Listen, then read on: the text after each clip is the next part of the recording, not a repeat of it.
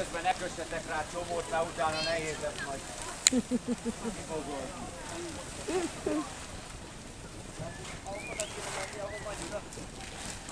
Most még nem, most még se vízre.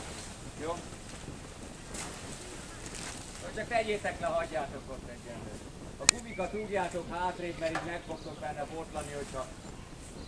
Ne arra, mert arra viszont minden magas irányba. Nem vigyáznak vissza még. Jó, oké. Jó, nem kell összerakni kazalba, mert... Jó, akkor egy kicsit kitoljátok a hajót a bakon, ebbe az irányba, és befordítod, így fordíts be. Nyugodtan, nem kell sokat emelni. Többet észel, mint erővel ilyenkor. Rajta van a bakon. Jó. És akkor megfogjátok, nem az ülésnél, hanem a pereménél, mert ezeken gyengék azok az üléscsavarok és kiszakad.